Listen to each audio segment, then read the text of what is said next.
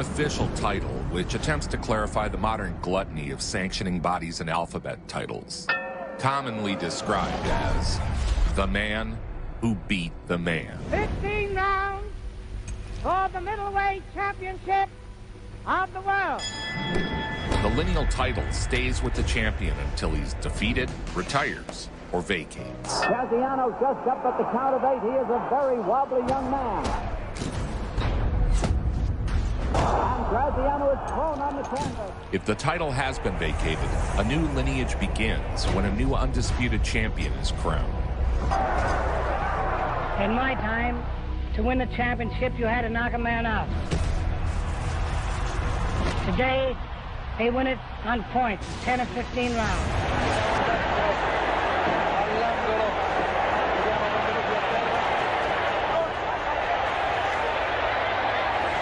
Dempsey.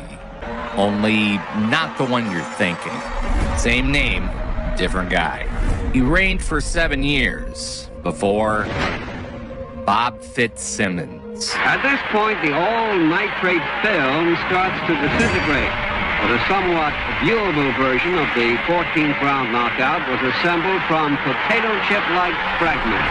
Watch Fitzsimmons on the right step on the Corbett's left jab and land his own hard left to the champion's midsection.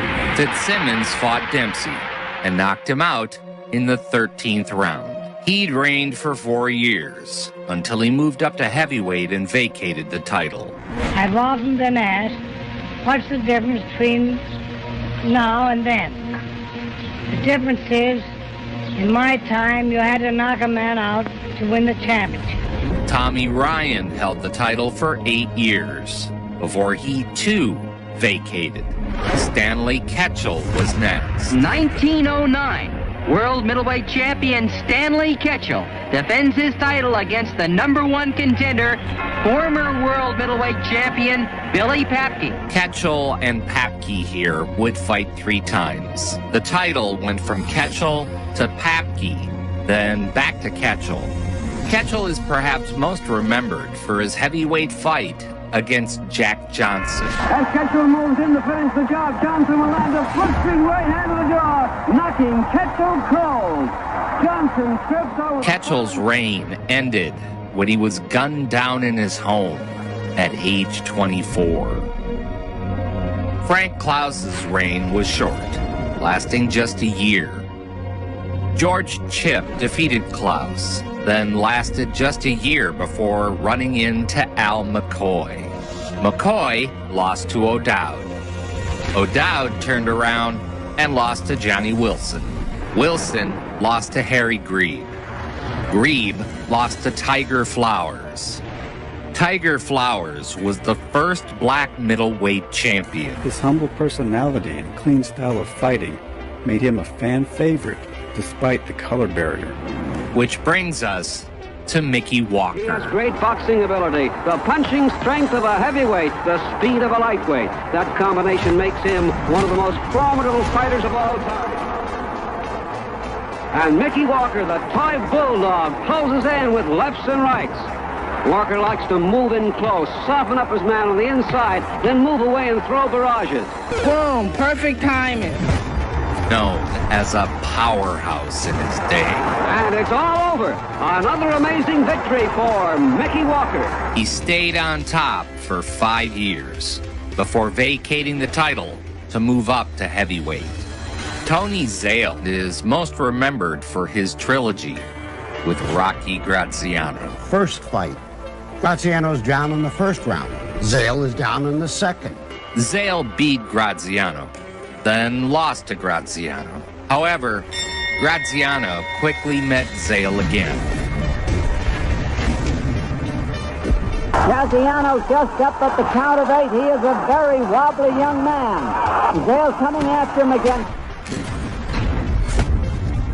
And Graziano is thrown on the canvas. Zale finished the Rocky Graziano trilogy in style. Marcel is seen here arriving in the United States for the official signing with middleweight champion Tony Zale.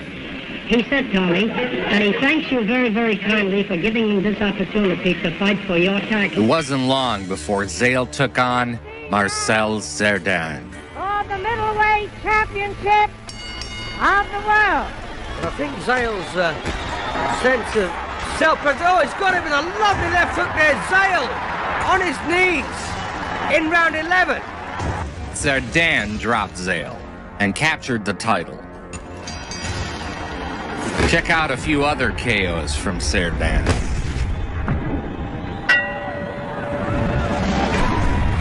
This is where Jake LaMotta enters the picture, better known as the Raging Bull.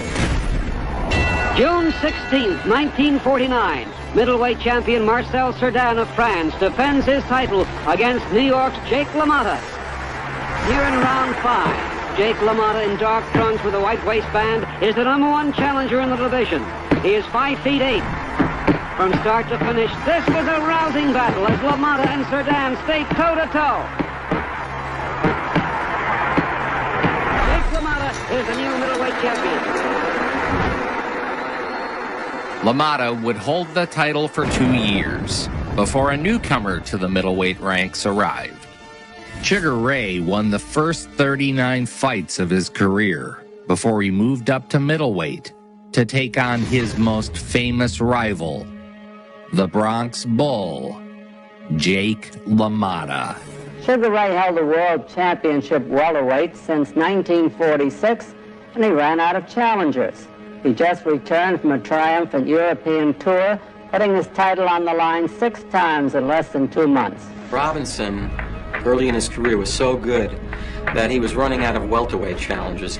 And in order to get opponents, he would go into the next division. The middleweight champ of the world, one of the ring's toughest competitors, the Bronx Bull, Jake LaMotta. Because only one LaMotta-Robinson fight was recorded, I decided to cover the entire rivalry all at once in this section. Sugar Ray Robinson and Jake LaMotta fought 6 times. LaMotta handed Robinson his first career loss in 1943. So let's drop in to Bobby Gleason's gym in the Bronx, where LaMotta usually trains whenever a tough assignment awaits him. Much of what is known now about Jake LaMotta, I think, rests on Raging Bull. And what was in this generation, what they've seen. LaMotta is most associated with the Scorsese biopic, Raging Bull, where a young Robert De Niro portrayed LaMotta. Sugar Ray Robinson, his first loss as a professional. LaMotta upset Robinson. Now keep in mind, LaMotta might have had 19 pounds on him. Sadly, only their final fight was filmed, the St. Valentine's Day Massacre. The best remembered fight from their series of legendary slugfests is the last one, the St. Valentine's Day Massacre. And a fight that Ring Magazine places in the top 5 classics in boxing history. Boxing Club proudly presents 15 rounds of boxing for the World Middleweight Boxing Championship. Sugar Ray Robinson, the World Middleweight Boxing Champion Jake LaMotta. Well, here it is. The bout the whole world's been waiting for, brought to you tonight by Pabst Blue Ribbon Beer from the Chicago Stadium. The present middleweight champion of the world, Jake LaMotta. The present welterweight champion of the world, Sugar Ray Robinson, the challenger for... They called it the St. Valentine's Day Massacre. LaMotta's nose and right eye shows red around the skin from punching. It was a brutal assault. Robinson set him up with those body blows, damaged his nose. He has LaMotta on Queer Street, holding on. Row after row after row. From the ring, the crowd is standing and cheering. Ray pounded on LaMotta. The fight was stopped, and Robinson had closed the book on their rivalry. LaMotta's left eye is closing gradually.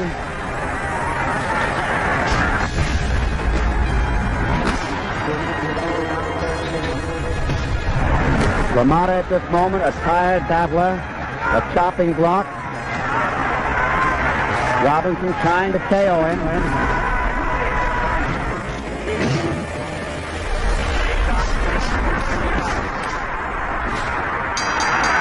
The fight is going to be stopped on the signal from the chairman of the Illinois Athletic Commission, Joe Kleiner, to Frankie Sikora. The fight was stopped in the 13th round with our scorecard. And the new world middleweight boxing champion, Sugar Ray Robinson. Now excuse me while I get in the ring. This fight, because it was seen by a lot of people, showed that boxing could have beauty to it. Funny side note, despite the punishment he routinely took in the ring, LaMotta would live to be 95 years old. I guess God gifted me with a hard head because I really couldn't feel punches. Ray won the middleweight championship of the world in February 1951, 14 years ago, when he KO'd the tough Jake LaMotta in the 13th round. Sugar Ray Robinson had 40 fights, right? 40-0. And then he lost one fight, right? And after he lost that one fight, he went 80 fights undefeated. Sugar Ray Robinson would hold this belt, off and on, 5 separate times, losing, then winning against Randy Turpin. The championship bout for the middleweight title. Ray Robinson against Randy Turpin. Here's Robinson getting into the ring. The Polo Grounds is packed. 61,000 people. His celebrity status had turned his fights into events, bringing out the biggest stars. Joe DiMaggio and Marlena Dietrich. Joe Louis, Eddie Cantor, Eddie Egan, Generals MacArthur, Lowell Thomas. Every newspaper in the country is here. Robinson's best bet is to box this guy and look for spots. In a huddle, his head collided with Robinson's, and the champion started to bleed. The referee walked over to Ray's corner at the end of the 9th round and said to Ray, your cut is very bad. I'm going to stop the fight. Ray said, give me another round. He said, I'll give you one more round. A bad cut nearly forced a stoppage, but Ray was given one more round to knock out Turpin.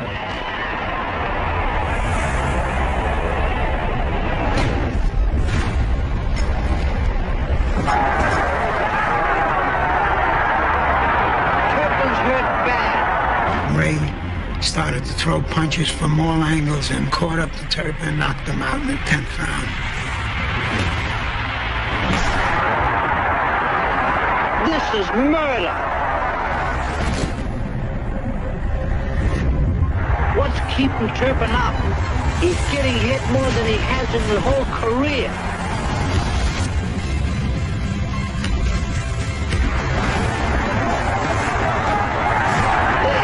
Right, I would have stopped this myself. Turpin doesn't know where he is. The winner and the new middleweight champion of the world, Sugar Ray Robinson. Give me one. Give Daddy 3 kids. Robinson retired as champion. The retirement lasted 2.5 years before financial issues forced him to return to the ring. That he's broke, desperately in need of finances.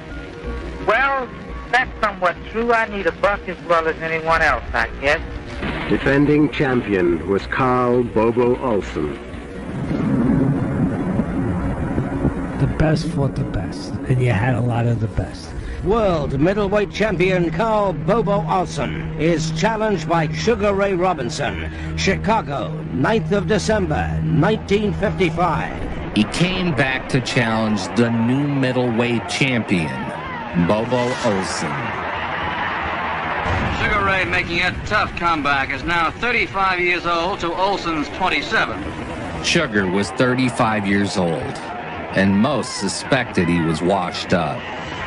It took just 2 rounds before Ray made it clear he had plenty left to offer the sport. Down he goes. Bobo is down, flat on his back. Trying to get up. Still trying to get up near the count of 10.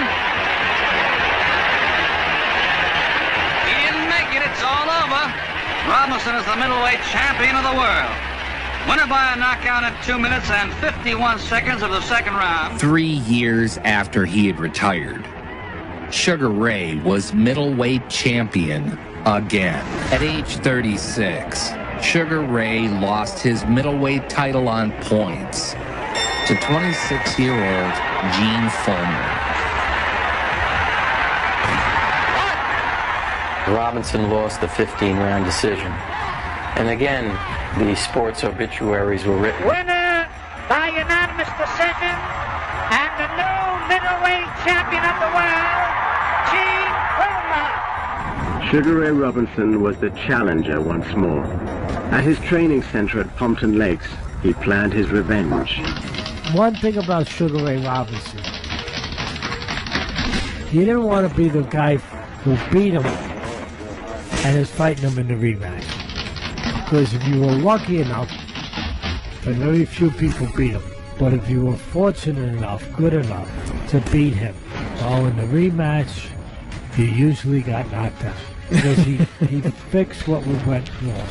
Yeah. One of the signs of a great one. Robinson was such a tactician that rematches to him were like tests, with the answers already written in. 6 months later, challenger and champ square up once again. It's Robinson's 148th professional fight. He's 36 years old. Fullmer, the champ, is 11 years younger. Gene Fullmer was a tremendous middleweight champion. Here's Sugar Ray Robinson, who was really a welterweight. Former world welterweight and middleweight champion, Sugar Ray Robinson. The middleweight champion of the world, Gene Fullmer.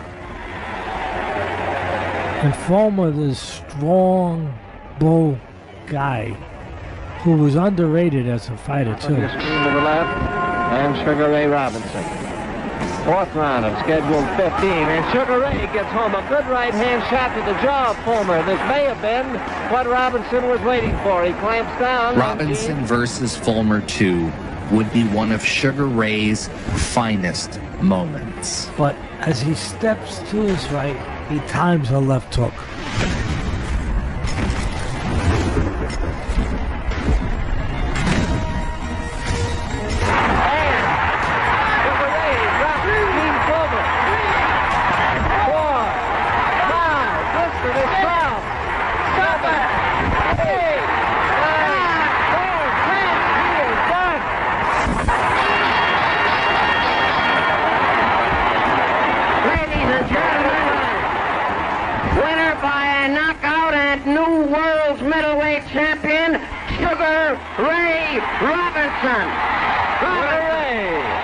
The brilliant KO put Robinson back on top.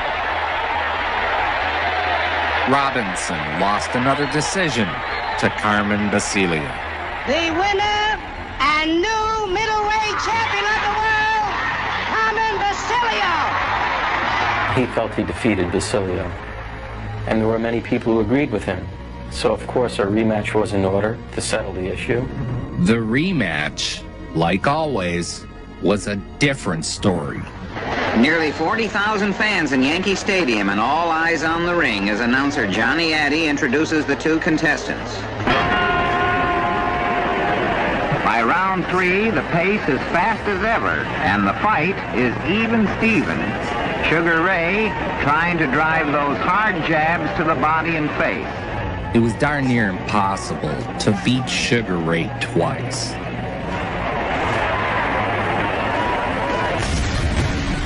Carmen Basilio having trouble with his left eye. In spectacular victories, Ray defeated the greatest fighters of his era, Randy Turpin, Carl Bobo Olsen, Gene Fullmer, and Carmen Basilio. Robinson battered Carmen over 15 rounds. Just look at that bulging left eye of Carmen Basilio's. By now, he's really in trouble. Swelling his eye like a balloon. Watch for the terrific close-ups of that all-important eye. He was the best fighter I ever saw. And I've been looking at fighters for 55 years.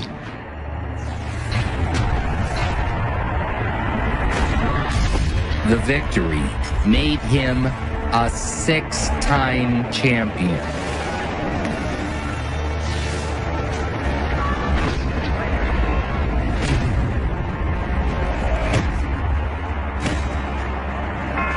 The winner and the new world middleweight champion, Sugar Ray Robinson.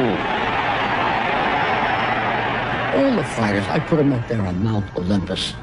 With all due respect to a great guy like Joe Louis, Rocky Marciano, Tony Canzoneri, Willie Pep, Sandy Sadler, so many greats, Muhammad Ali. They come here. Ray Robinson's up there, up on Mount Olympus by himself. At the final bell, both men are still on their feet. Neither suffered much damage. The decision, an upset victory for little-known Paul Pender. Robinson was defeated for the final time, and Paul Pender became the lineal champ. Though Pender was judged ahead on points when the fight was stopped, it wasn't by much. Pender quickly lost to Terry Downs. Terry Downs, the champion. The lighter trunks. Then Pender quickly recaptured the title from Downs. Paul Pender has regained the middleweight championship. Pender retired as the champion. The next champion was Dick Tiger. Fast-rising middleweight from Nigeria, Dick Tiger, takes on heart-punching Spider Webb in New York City.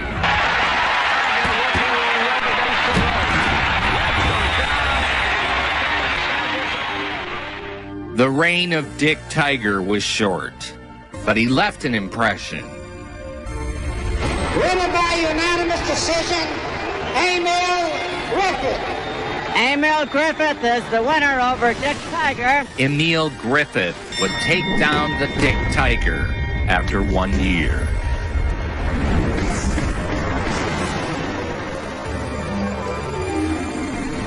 Griffith would quickly lose the crown. The new middleweight champion of the world, Nino Benvenuti.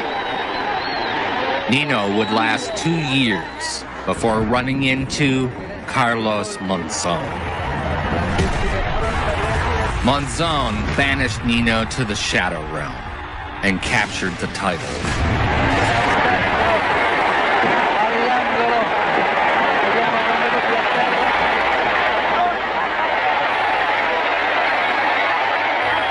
An absolute beast who took on all comers. Monzon would reign for 7 years. His run ended when he retired. The next few champions all lasted less than a year. Nice performers when these two got together.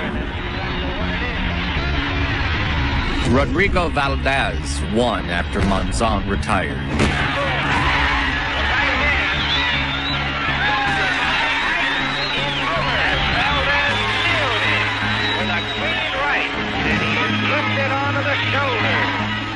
Valdez was quickly defeated by Hugo Coro.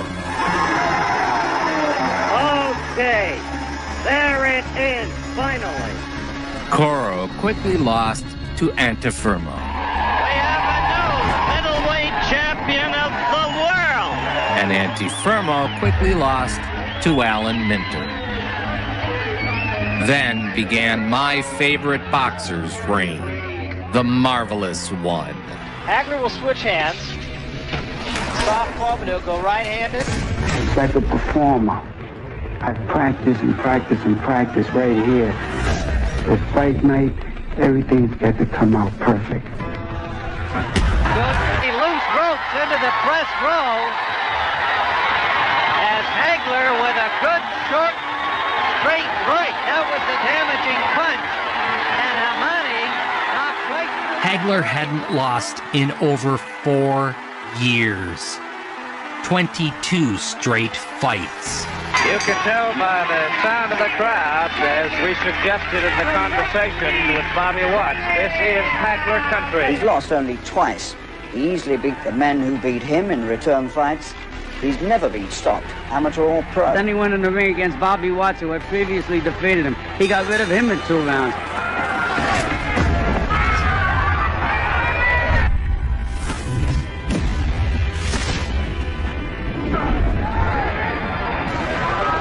Hagler at times has been quite boastful, quite boisterous. War, that's what's on my mind. Hard right hand by Hagler. Appeared to hurt Watts.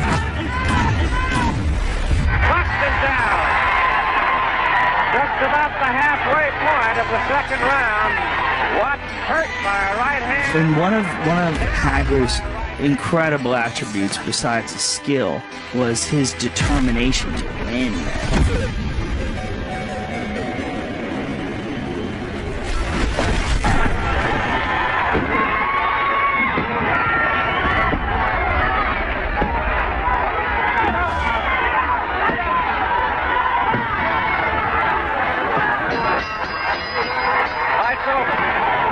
So Marvin Hagler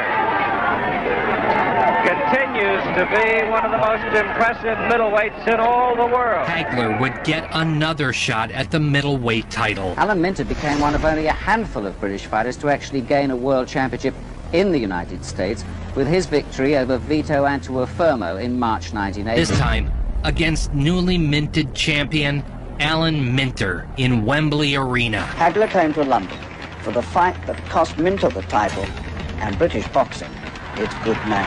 And Alan Minter didn't particularly help the case. He gave an interview to Des Lynam for Sports Night where he said, I'll never lose my title to a black man. Minter was the heavy crowd favorite as the Brits showered their champion with cheers.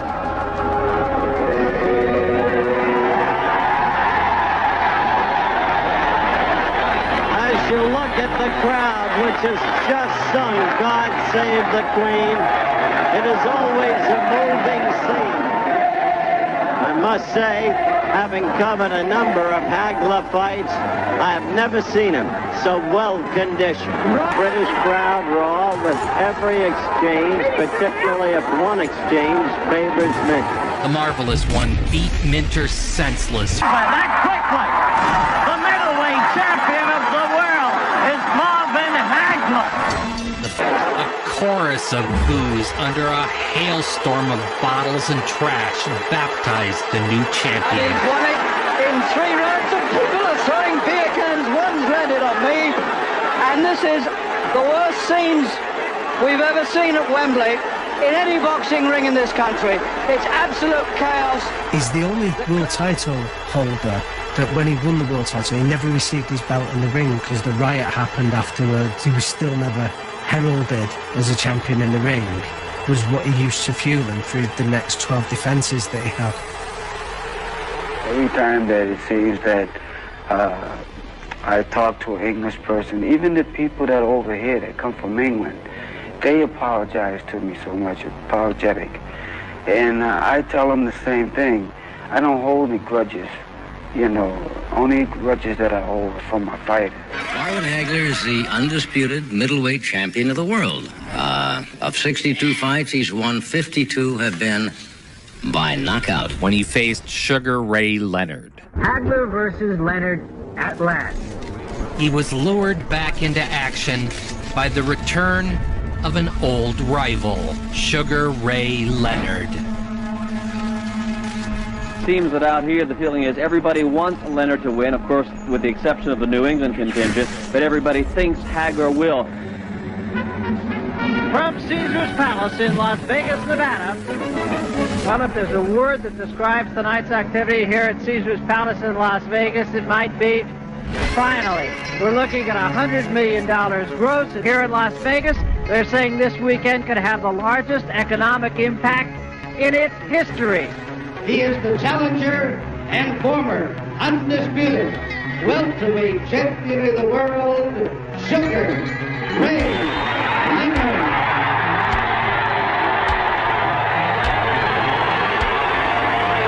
Ladies and gentlemen, here is the WBC middleweight champion of the world, Marvin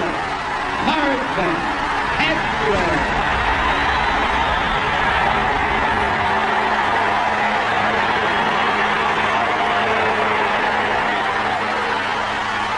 what this ring possible because he knew that Leonard was going to spend his time running. I think Marvel's making a mistake.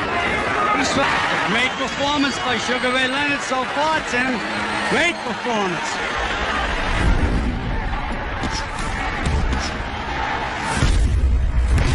Hard to know how this fight would be scored, but it's closer than Marvin Hagler thought it would be going into this last round. Feel Hagler either won or got the draw. Look at Ray Leonard. What a cocky kid.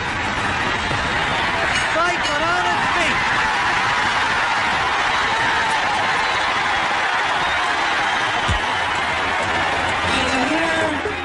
By a split decision, and new middleweight champion of the world, Sugar Ray Leonard.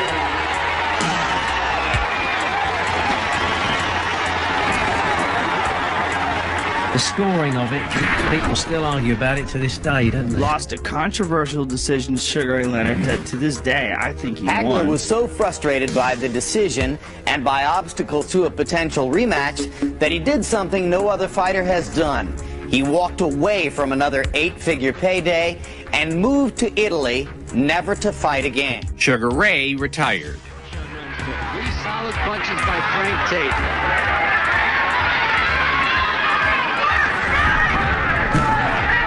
Michael Nunn knocked out undefeated IBF champion Frank Tate to restore the lineage. The crowd going wild, and Bill's ready to snap the fight. There's a new champion, a new IBF middleweight champion, and he is Michael Nunn with a brilliant performance. A completely one-sided fight. A tactical fight, a beautiful fight by Michael Nunn. Nunn defended 5 times before facing James Tunney. Top-rank copyright claims are insane, so I can't show much.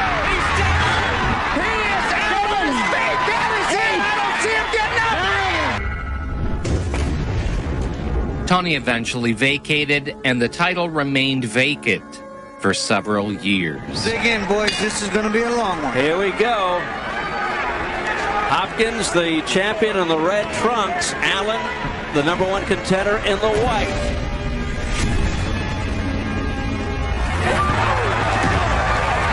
Allen winds up by the seat of his pants. No, he got hit.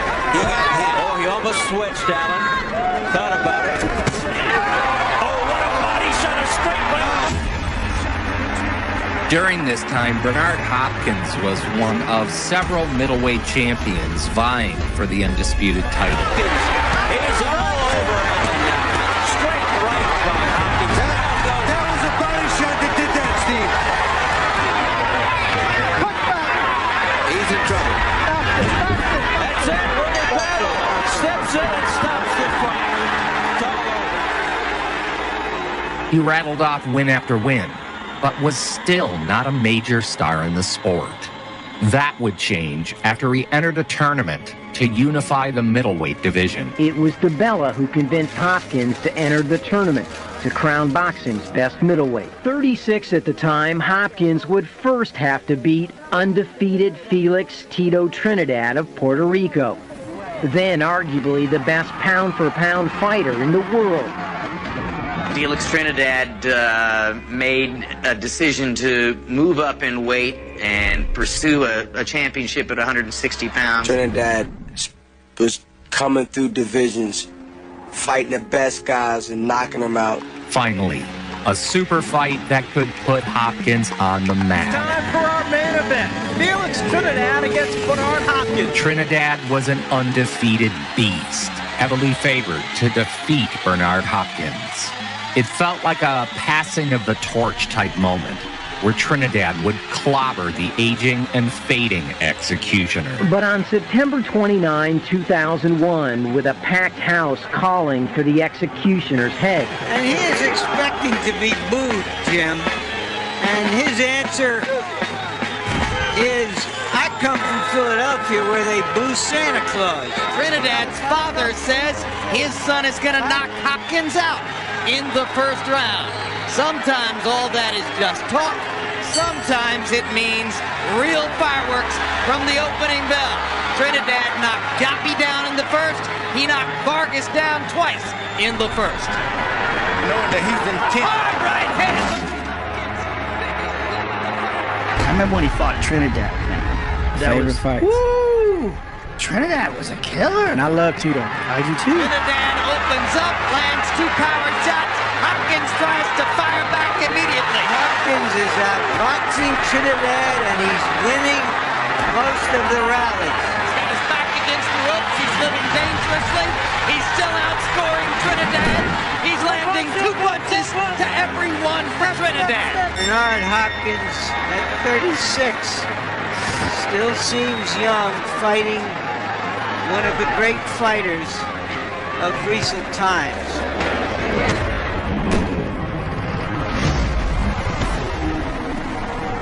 Bernard lands a straight right hand up the pipe. Oh, huge right hand. Huge right hand by Hopkins. Down goes Trinidad. Hopkins put the final touches on his masterpiece. Down goes Trinidad. I'm not sure Tito can get up. He's got the desire. He's never been knocked out. This fight is over. Steve Smoker stops it.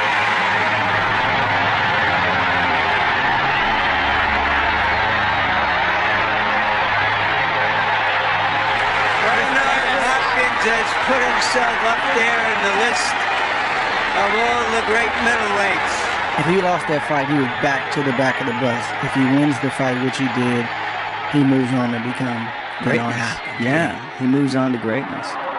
Right out of the penitentiary, no gold medal, no silver medal, blue collar worker, give something away, you had to kill me for it. The Executioner, the Alien, unified the middleweight division, one of the greatest fighters of all time, one of the greatest middleweight boxers of all time, Philly's finest. Hopkins lost the title to Jermaine Taylor in a controversial split decision.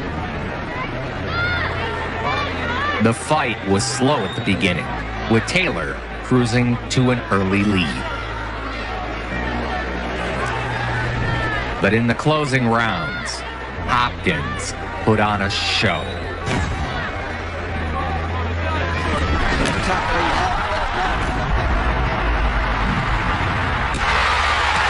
That may be the punch that could turn it around for Hopkins.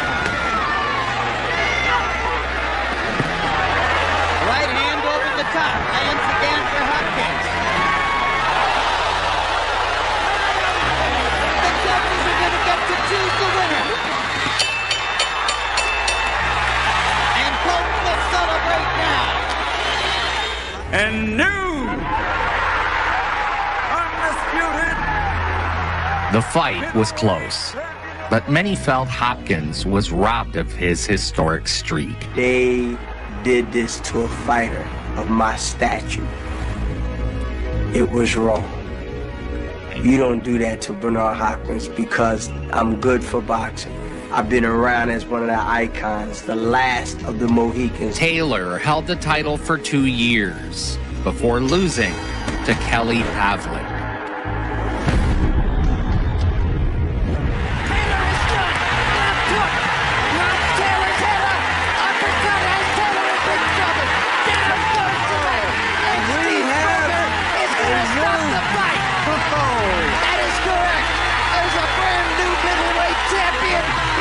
Youngstown, Ohio.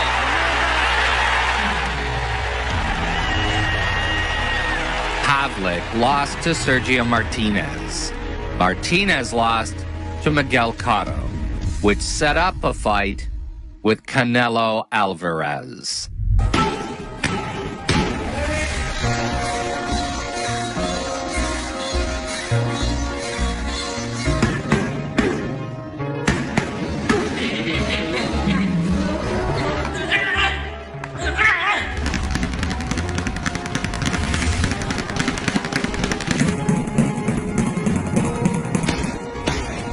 Jumping up in weight, he set aim on the WBC middleweight title.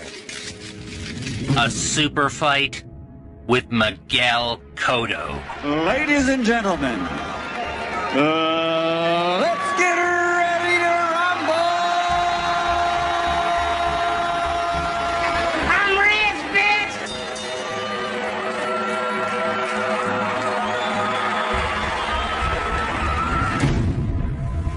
Constantly moving forward. Silent aggression. Two of the biggest names in the sport.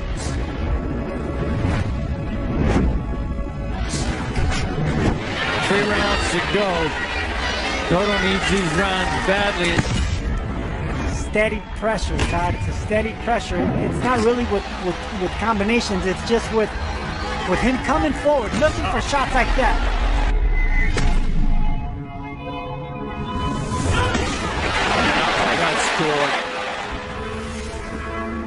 The fight went the distance.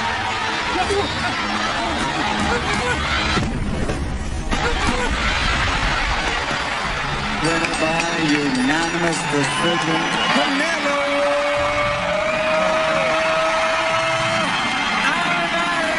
Alvarez moved up to super middleweight. Currently, there is no undisputed middleweight champion that has risen to begin a new lineage.